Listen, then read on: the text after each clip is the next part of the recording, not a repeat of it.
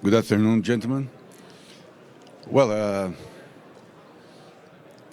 my name is E.Bertuzzo. I'm from Eldorado Research Institute from Brazil.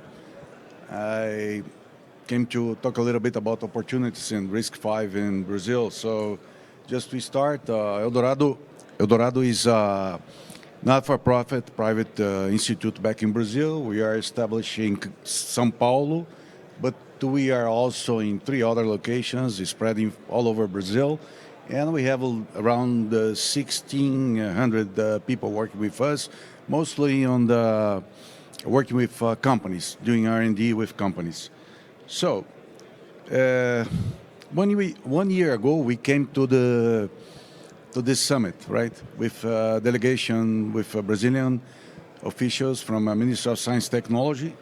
And since then, Brazil decided to join the RISC-V International as a premier member.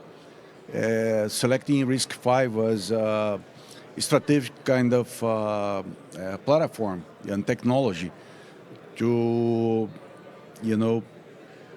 promote, this achieve digital sovereignty and also establish this, global be established in global semiconductor chain. So also we held in São Paulo a RISC-V meeting, Brazilian RISC-V meeting, and also Brazil announced investment, $60 billion, 3 years, targeting digital transformation across the industry, which is very much connected with this strategy on RISC-V.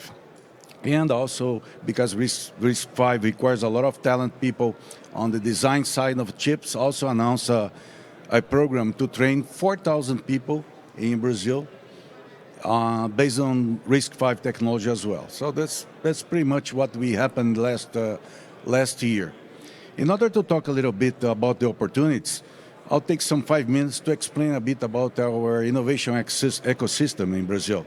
It's just a couple of slides to show how we kind of improve our local capability in terms of ecosystem and how we transform from a kind of only research, government funding research to more companies investing in R&D targeting markets. So everything started in the 90s when we switched from a closed market where all the computers and everything were produced in Brazil and to open up. So in order to open up, there is this desire of keeping production in Brazil, and also we decided to add the trade-off would be production plus R&D investment from the companies and try to improve our ecosystem in terms of development. At that time was mainly focused on universities, and another big thing that happened, a lot of privatization happened in the telecom business, in the several utilities and other things. Then we put in place in Brazil a plan to use the regulatory agents and privatize those services. That is important because the next step was that instead of collecting the tax from those businesses that are under concession, they decide to say, well, those guys are going to make money, but also going to put money in these funding agents and also in the ecosystems to also develop and do R&D. That later on, next step was to have a sort of law that would incentivize internal R&D on the companies, very broad spread, not only in the business on the regulatory or business related with manufacturing in Brazil. And that law, called the Goodwill Law, allowed like $1 invested, government will pay 25%. So then we move, and I brought some numbers about what was the result of this when you consider and split apart of the business where you can see a microprocessor inside, right? There's other business like chemistry, a lot of other things that is not part of this ecosystem. So what we achieved, we extended what start with ICT, communication, telecommunication, to semiconductor, to automotive business, all right? So nowadays we have a local production around $140 billion yearly in goods that comes from cars, utilities, smartphones, computers, TVs, and everything. And in the other side, we mature this program based on regulatory agents, allowing the research and development that was going to funding agents to include also not only the companies but also the agents of innovation agents start in Brazil, which is also spread not only to universities but startups and research technology organizations like Eldorado. And the next path that we say that it might mature, the government is trying to involve also the goodwill law and under this open innovation kind of approach. So, saying that, why Brazil decide to bet on RISC-V, right, for the future and to impact this innovation ecosystems we have right there? There are two main missions for these people involved in this ecosystem. One is the improved quality of life of people, right? We are seeking for getting smart cities, smart healthcare in Brazil. On the other side, we need to keep getting more and more competitive, right, in what we do in terms of industry and in the agribusiness. Agribusiness is a good example in Brazil that highlights how the science and technology could improve the situation. The same time frame, 20 years, we start investing a lot of new technology on the crops production and cattle raising and overall. And the only thing we did genetics to adapt the crops and the animals to tropical production. In 20 years, Brazil came from a net importer of food to be the second one exporter of food in the world with a $107 billion business, 20 years. Right, behind U.S., which has a roughly $200 billion business on exporting crops and food. So that kind of highlighted for everybody in Brazil the key role that technology could play for the future. Well, if we're able to do something on the agribusiness in such a short period of time, maybe with the right technology in hands, in the right moment, we could improve our life and, fulfill this requirement of getting better improved life in Brazil and also more, I would say, competitive business in terms of production in overall. So, going back to the highlighted things, so this is the framework that I think Brazil is thinking in terms of global presence, because semiconductor is one of the key areas for us that we are thinking, and also achieving digital sovereignty with RISC-V, because of course we can treat kind of sensitive data and deploy some automation in critical facilities and utilities in Brazil with more control that we have actually in our hands, right?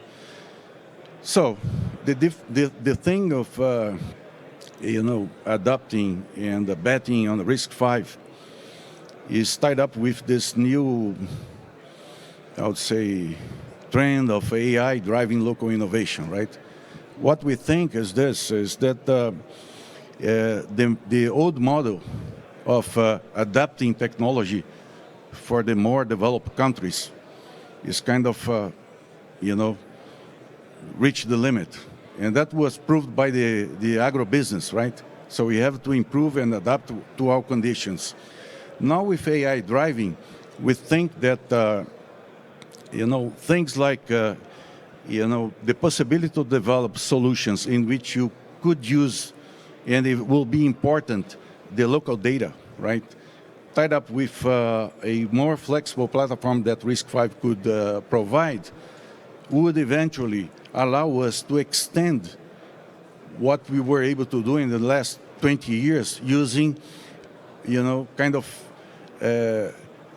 reference platforms that were designed abroad, thinking to solve broad problems all over the world, but was not aimed and, say, optimized to what we need, right? So the thing is this. So the idea is that with a flexible platform that can, we could do precise design, tied up with AI and all common language, participate in this worldwide ecosystem of RISC-V.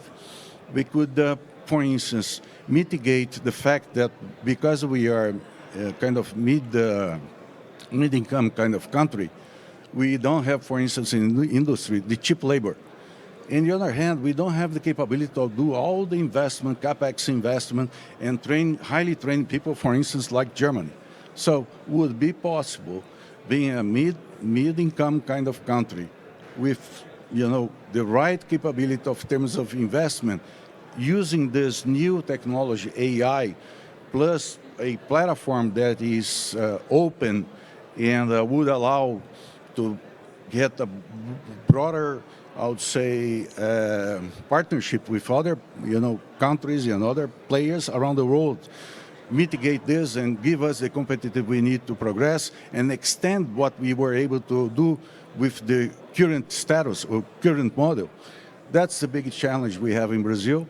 That's the big bet we are bringing back to Brazil, is to provide the proper investment based on a more mature ecosystems to do the innovation that could provide us the next steps, for instance, the agribusiness, the next step in our industry, because we, in this segment, that, as I said, has a computer, we are able to keep $140 billion.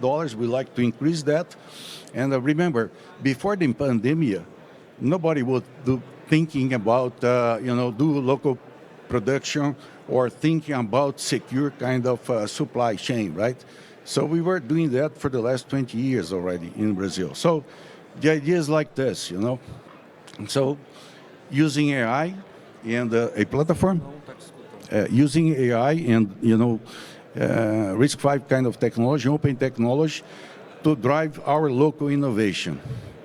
By using this, and considering that we like to do, we don't want to return back to the closed model that we have in the past.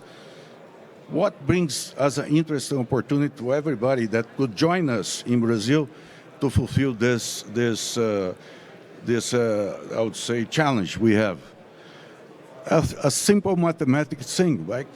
A lot of things and data that comes to fulfill that are in common in two areas, right? If you look at southern tropical countries, we are talking about 40% of the world population, right? If we talk about mid-income countries like Brazil, 6 billion people, when you cross that, there is a potential market in countries similar to Brazil to up to 1.5 billion people, right? So that means that everybody that will be engaged in this challenge we have to deploy the right solutions to those 4 segments, but not only that, eventually could take advantage to have a, I would say, adequate platform to extend that to all those, the much bigger market, I would say. So that's our challenge, and that's what Brazil is intending by adopting the RISC-V as, key technology for us, investing a lot in AI, because I just said the amount of money that is being released for AI investment, I would say 15% of that will be specifically to improve our capabilities and competitiveness in AI in Brazil. So this is our challenge. That's why we are coming here with this message to invite everybody to learn a little bit more about what we are doing, and that's it. And we have a booth just across the corner here, all right? Thank you very much.